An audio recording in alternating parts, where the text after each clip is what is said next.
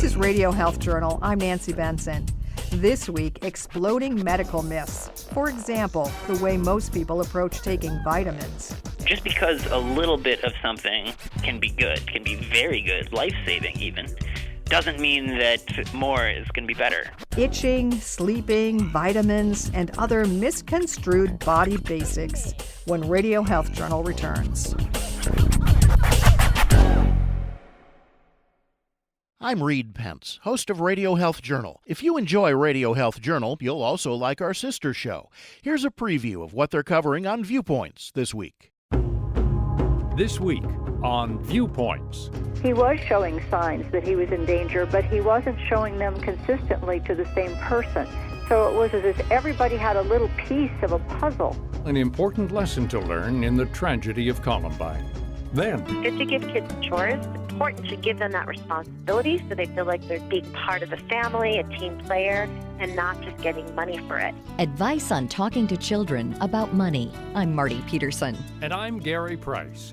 These stories in depth this week on your public affairs magazine, Viewpoints. Listen to Viewpoints on your favorite radio station, iTunes, and Stitcher.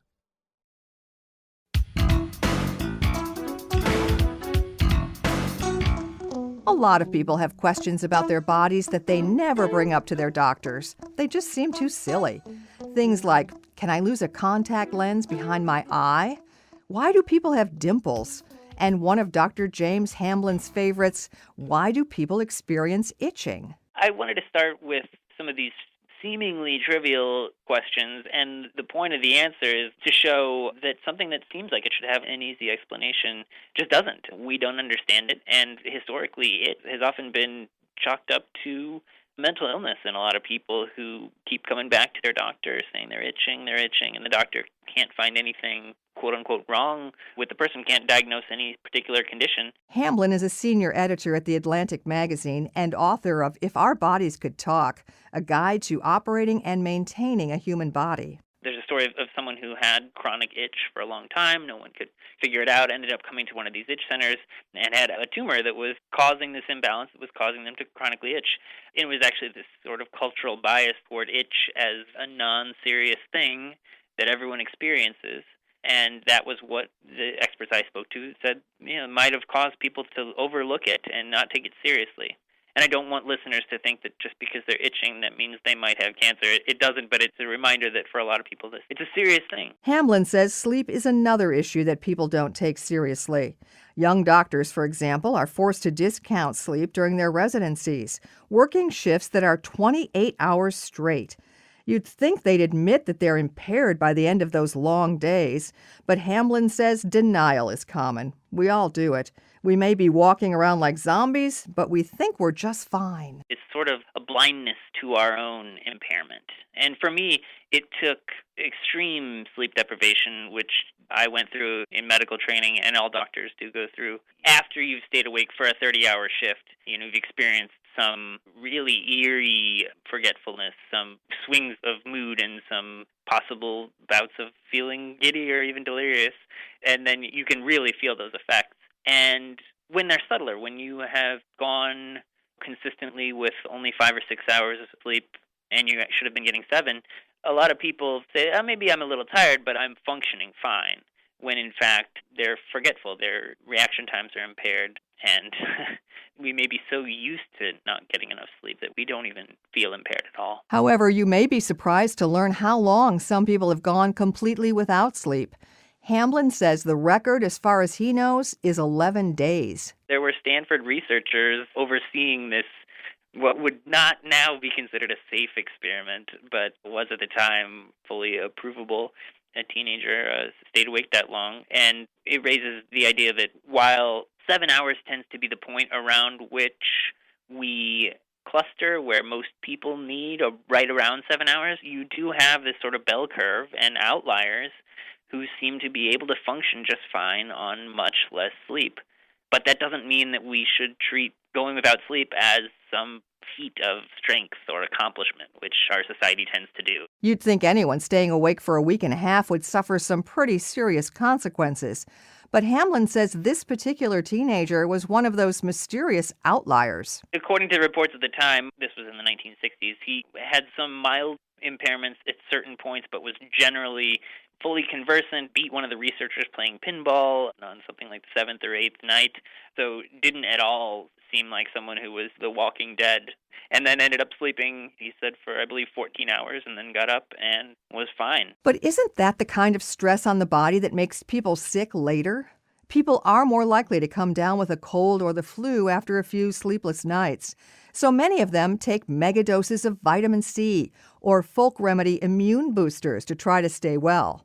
But Hamlin says the effectiveness of most of those supplements is a myth. There are a lot of products out there, most of them in the dietary supplement realm, that claim to, yes, broadly boost the immune system. And while it may be possible to protect yourself from certain diseases like the flu by not shaking hands with someone who's contagious and by not having any particular immune deficiency like HIV, these products notoriously don't help with those things and potentially could hurt in that if you feel emboldened by the fact that you took a bunch of vitamin C and then you don't take the basic precautions of washing your hands and covering your mouth when you cough and getting enough sleep and eating well and all the things that generally improve our immune systems, then you can actually end up worse off. That's one of the points Hamlin makes repeatedly. While we can laugh at questions like why do people have dimples, his book isn't the literary equivalent of cat videos. Some of the answers are complicated, and a few can have serious consequences. Just because a little bit of something can be good, can be very good, life-saving even, doesn't mean that more is going to be better. Vitamin A, along with the other fat-soluble vitamins, is one that you can get too much of. So it's a quest to resist this tendency to think, I need to totally avoid something, or I need to get as much of it as I can, when in most cases, we just need to live in that middle ground. You can find out more about all of our guests on our website, radiohealthjournal.net. I'm Nancy Benson. The burden of Alzheimer's disease on the nation's families and economy is growing rapidly. The Alzheimer's Association 2019 Alzheimer's Disease Facts and Figures report finds that an estimated 5.8 million Americans are living with Alzheimer's dementia, and 1 in 3 seniors will die from it. More than 16 million Americans are caring for a person with the disease. Dr. Keith Fargo is Director of Scientific Programs and Outreach at the Alzheimer's Association. Alzheimer's is now the 6th leading cause of death in the U.S., and by 2050, the number of Americans with Alzheimer's is going to climb to almost 14 million. This burden to the country and to families is unsustainable, and it's critical that we continue to invest in Alzheimer's research to reverse this trend. Fargo says in 2019, Alzheimer's disease will cost the country $290 billion. And without scientific advancements, that figure will top $1 trillion by mid-century. Learn more about the impact of Alzheimer's disease at alz.org. A message from Alnylam Pharmaceuticals. March is Amyloidosis Awareness Month, aimed at educating people about a group of rare diseases that occur when a substance called amyloid builds up in the organs. One type, hereditary ATTR amyloidosis, can cause a wide range of symptoms: numbness and tingling in hands and feet, burning pain, dizziness, shortness of breath, and digestive issues. The condition runs in some families, but many struggle for years to get diagnosed. Genetic counselor Emily Brown has more. Genetic testing and counseling can help you make informed decisions about your health by identifying your risk for hereditary ATTR amyloidosis sooner and by sharing information about support resources. Alnylam sponsors third-party genetic testing and counseling at no charge for people who may carry a gene mutation associated with hereditary ATTR amyloidosis. For more information, visit alnylamact.com. That's ALNYLAM act.com.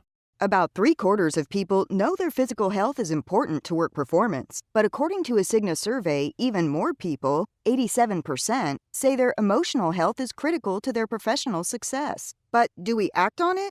Here's Dr. Peter McCauley, medical officer for Cigna. We need to do better at embracing whole person health. For example, most people, 83%, know about preventive care, yet only half take advantage of the annual checkups their insurance plans provide and the opportunity to talk to their doctors about how they're feeling, both physically and emotionally. Many factors, including diet, exercise, and sleep, contribute to good physical health and emotional well-being. Dr. McCauley says your health plan's programs can also help. We encourage people to take advantage of their health plan. Most offer resources like health coaching and mobile apps. Also, check if your company offers employee assistance programs for stress or other issues to improve your health, body and mind. For more information, visit Cigna.com/takecontrol. Thank you for listening to Radio Health Journal, a production of MediaTrax Communications. If you enjoyed this week's show, please leave a review on iTunes or share it with a friend. You can find more Radio Health Journal stories about health, science, and technology on iTunes, Stitcher, and at radiohealthjournal.net.